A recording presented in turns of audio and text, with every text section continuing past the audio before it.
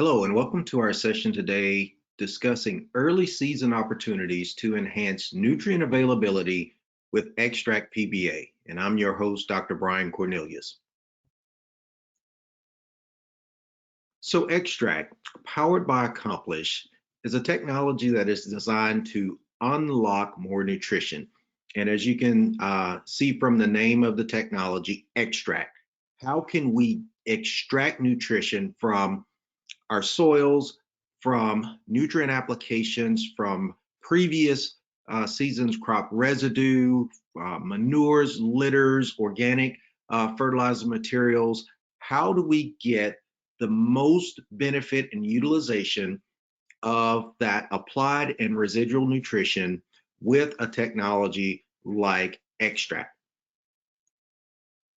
So let's first get into a little bit about what is extract PBA.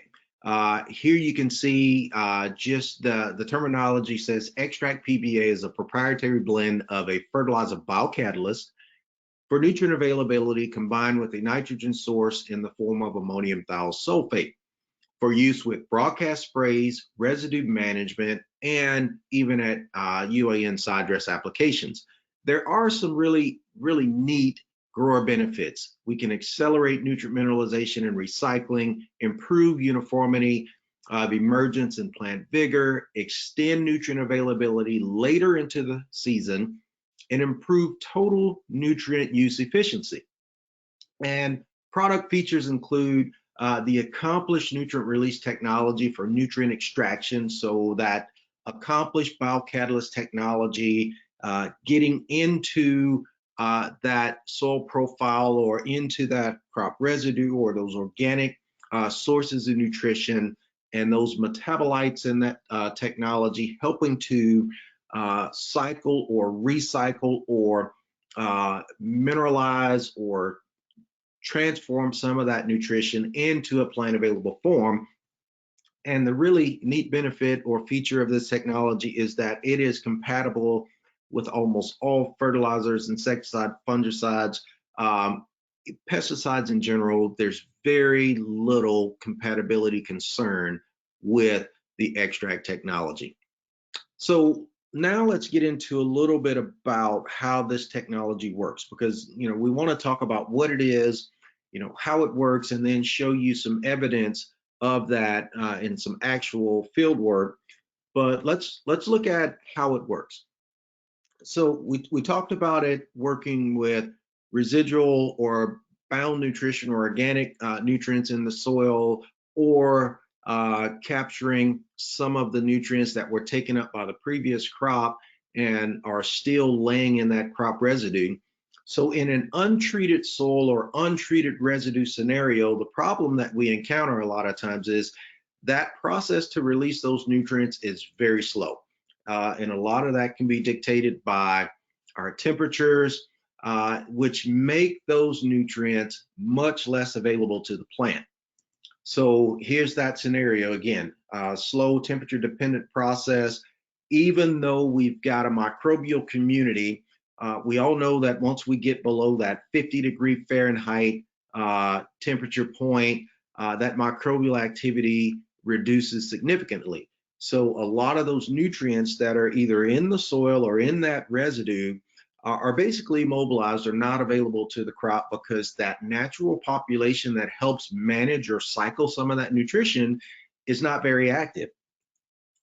But when we take a technology or a product like extract and treat the soil or treat a residue scenario or treat an organic nutrient source like manure or litter or something like that, now what we're doing is we're actually making those nutrients more available, because now we're dealing with the extraction of those nutrients, the cycling in that soil, influencing that microbial community with that biocatalyst portion of the technology to help improve nutrient mineralization, nutrient cycling, nutrient uptake, which ultimately leads to better nutrient utilization and yield in our crops.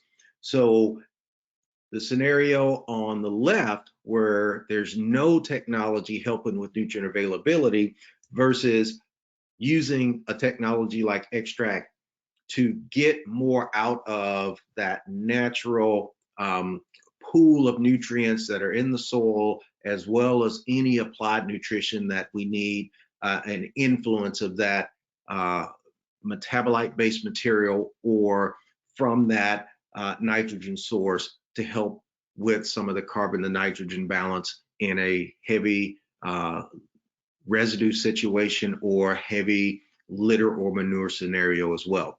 So again, the technology works to help increase availability of nutrition in the soil or in that residue that is laying on the surface. And this is just a look at part of the nitrogen cycle where extract has a very positive influence from a mineralization standpoint. As you see here, at the top of this cycle, there's soil organic matter or crop residue or organic fertilizers, litters, manures, compost, things like that. That material is converted into plant available ammonium through a bacterial process or a bacteria mediated process called mineralization. And anytime you can add a technology that is designed to help influence that microbial community to mineralize more of that organic nutrition, you're setting yourself up for a more positive outcome as it relates to nutrient availability. And then the other part of that is that applied nutrition being more readily utilized because of the activity of that technology working on or influencing that soil microbial community to also better utilize that applied nutrition. So let's get into a pretty interesting study that was conducted at the University of Nebraska West Central Research and Extension Center, and many thanks to our partners out in that Northern High Plains Division, Christine Chitwood, Mark Fabrizis, Chad Hodgson, Alex Meisner, and Slater Chandler for working on this study. But what this does is shows you in a fallow scenario where there is a manure history, how does extract help influence nutrient availability, where over a 4-month period, we took samples in the soil for every 2 weeks and tracked the nutrient levels to see what was happening from a nutrient availability standpoint. And what we found is as we look at different parameters for nutrient status of that soil, whether it's nitrate at 0 to 8 inches or nitrates at 8 to 24 inches, available phosphorus, our Bray 1, or total phosphorus, our Bray 2, we see a very steady and consistent trend of increased nutrient availability from a nitrogen and phosphorus standpoint where the extract technology was applied. Now we have a few other parameters to look at. Now we're looking at nitrates in parts per million, orthophosphate, that readily available form, ammonium, that probably more preferred form of nitrogen for the crops, and then total phosphorus. And again, you see very nice increases with the extract technology. Now this is, again, a fallow scenario, no crop involved, manure history in this field, very nice increases with extract. Well, what happens when we go and look at just the manure alone? So we will treat the manure in the house before the house is pumped, and this is swine manure, location in Iowa, and they're looking at pounds of NPK, or nitrogen, phosphorus, and potassium per 1,000 gallons of actual manure in those houses. So you can see the green bars, the nitrogen, treated or untreated. The blue bar, there's the phosphorus. The red is the potassium.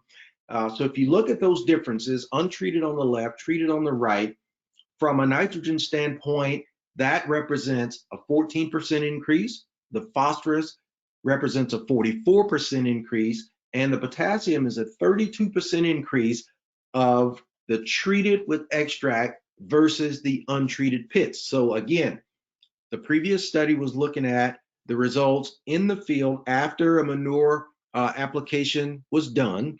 Now we're looking at the actual manure before it leaves the pit. How can we influence the nutrient availability? And you can see very nice increases with the extract technology. All right, so let's look at a few data points, and then we'll get to a summary of this. University of Illinois, Dr. Fred Below and his staff several years ago looked at applications of extract versus untreated or other sources of nitrogen, where they were looking at yield and other parameters like residue decomposition and things like that. So here we're looking at an untreated scenario, 204 bushels. Treated with extract, we gain another 5 bushels. The AMS treatment was actually less than the untreated, but when you take the AMS treatment and add the extract to it, now we're looking at a 14 bushel increase. So a really nice recovery with the extract on top of the AMS treatment that actually went backwards related to the untreated control. Now, this is a continuous corn scenario. What if we look at a corn-soybean rotation? Same research trial from the University of Illinois, just a different cultural practice. And we can see again, very nice increase, the same 5 bushels over the untreated, no difference with the AMS, but a very nice increase of 8 bushels when we add the extract on top of that AMS treatment. So again, just more evidence to show how extract, even in a scenario where there's an untreated or where there's another material designed to give us a benefit, adding extract in both of those scenarios was a very beneficial application. Now let's look at a larger universe of data. This is 105 observations in corn, soybeans, and wheat, where the only difference in these scenarios is the application of extract. So you can see a very nice increase in each one of the crops represented here. 52 of these trials were corn, and the average increase was 10.3 bushels. 48 of these trials, soybeans, an average of 3.7 bushels.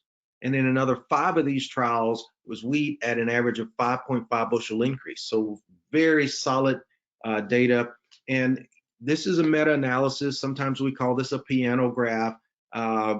We're not afraid to show that some of these may not have given us the increase that we were looking for. That may not be attributed to the application of the product. There could have been other things happening there, disease, insects, drought, anything, but we're still gonna show that data because it's the average across these 105 observations that gives us the confidence in this data. So we'll take a quick look at just a few individual trials. Glidden, Iowa, we've got extract applied at 1 gallon per acre with 50 gallons of a liquid blend of P and K. And you can see a pretty nice increase, about 11 bushels, where the extract was applied versus where there was no extract applied with this application. Corn stalks followed by soybeans. Again, Irvington, Iowa, the grower standard, 69.88 bushels versus 76.34 bushels. Again, only difference here is the application of 1 gallon of extract in this scenario. You can see the areas where the treatments were or the controls. Again, pretty nice increase with the extract. What about some visuals? Now, this, if you're familiar with corn or you've done a lot of corn work and you walk out late season and you see that picture on the left, it's probably reason for a little concern. You see the firing, you see that corn's running out of nitrogen, and it's probably not going to give you maximum yield at the end of the season versus that picture on the right. You walk out there, you see that crop really healthy, green top to bottom. It's still got an adequate amount of nitrogen to produce the yield level that we're looking for. And again, you can see here, that's a 15 bushel difference. The only difference in this picture on the left and the right is the application or adding 1 gallon of extract per acre with some UAN and water. So again, very, very good results here with the extract application. Another one, we go to Ohio and we look at some extract in a 2x2 scenario with some ATS. You mean we got 7 gallons of UAN, 3 gallons of ATS, and a 2x2. You can look at the pictures there. Pictures are very, very good indicators, but final yield there in that chart, we're looking at about 10 bushel increase with the extract. So very, very good results here in our 2x2. So we've seen extract with manure applications. We've seen it in broadcasts. We've seen it in 2x2s. Very versatile technology, very good consistent benefits. So again, how can we position or come up with an opportunity to get extract applied? These are some of the places. It's not everywhere this technology fits, but just some of the more common ones. Those soybean or corn pre-herbicide chemistries in the spring. Let's say you don't get an opportunity to do anything in the fall. The winter creeps up on us a little bit quicker than we want, or we had a late planting season which pushes our harvest later into the fall. Those burn down chemistries early. That UAN at side dress, again, we talked about the 2x2 as well. If we've got some 2x2 applications, those manure and litter fields where we've got a lot of organic nutrition that we need to be we need it to be mineralized or converted to inorganic so the plants can actually utilize those nutrients. And then our crop residues, the corn on corn scenarios, or the really, really high yield scenarios where there's just a lot of residue after harvest that we want to recapture, or we want to extract some of those nutrients out of that residue for the next season's crop. Again, very flexible with applications, very versatile technologies. Extract fits something that you're already doing in your crop scenario. So let's give a quick summary. Again, very consistent emergence and early season vigor, which leads to some really positive impacts on yield. During that reproductive phase, yields are limited by nutrient availability. If we don't get those nutrients converted and available prior to those rapid uptake periods in the crops, we stand the chance to fall behind on the amount of nutrients that the crop needs for maximum yield. And again, we kind of went through some of that value proposition for a minimal investment and talked about some of those increases. And you can see here what some of the break-even prices are, or how many additional bushels of yield you need for these different commodity price levels. Very minimal. So the extract technology does an amazing job for us in order to get the maximum benefit out of applied nutrition, residual organic nutrition, organic nutrient sources that are applied. Again, manures, litters, compost, any of those other organic sources of nutrition.